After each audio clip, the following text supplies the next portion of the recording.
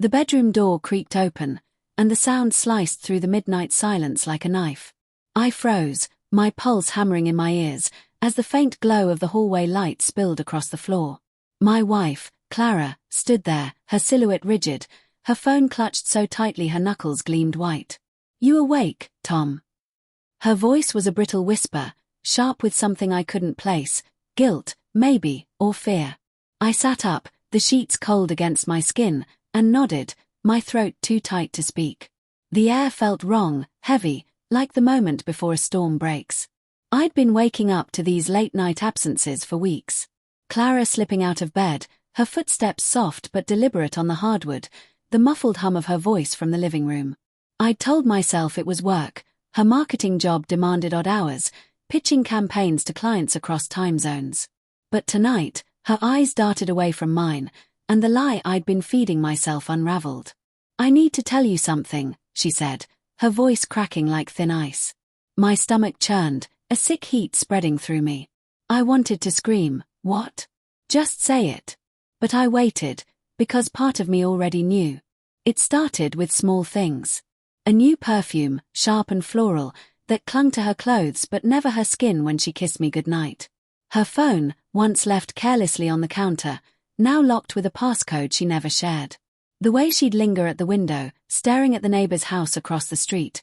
Mark, the smug lawyer with a grin that screamed he knew something you didn't.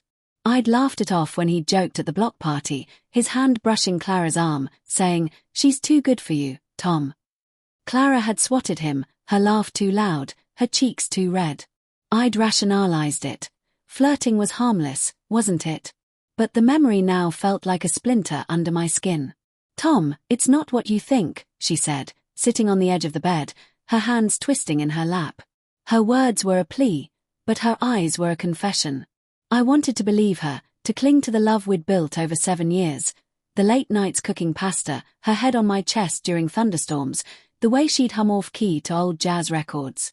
But the truth was a shadow creeping closer. "Then what is it?" I asked, my voice low, trembling with the effort to stay calm.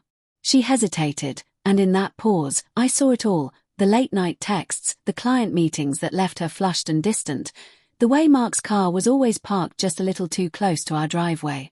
"It's Mark," she whispered, and my heart lurched, a sickening free fall.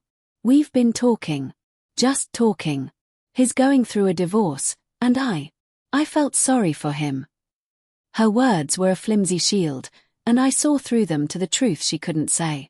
My mind raced, replaying every moment I'd ignored, the way she'd linger at his fence, the shared glances I'd dismissed as neighborly. Anger flared, hot and jagged, but beneath it was something worse, a hollow ache, the realization that the woman I loved had been slipping away, piece by piece. "Talking." I spat, the word tasting like ash. "You sneak out of our bed to talk." Her face crumpled, tears spilling, but they didn't soften me. I stood, pacing the room, the floorboards creaking under my weight. The walls seemed to close in, the air thick with the scent of her perfume, his perfume, I realized now. "How long, Clara?" My voice broke, raw with betrayal. She sobbed, her hands covering her face, but she didn't answer. She didn't need to. The silence was loud enough. I stormed downstairs, grabbing my coat, needing air, needing to escape the suffocating truth. Outside, the night was cold, the streetlights casting long shadows. Mark's house loomed across the street, his bedroom light still on. My fists clenched, imagining confronting him, demanding answers. But what would that solve? The damage was done, carved into the life we'd built.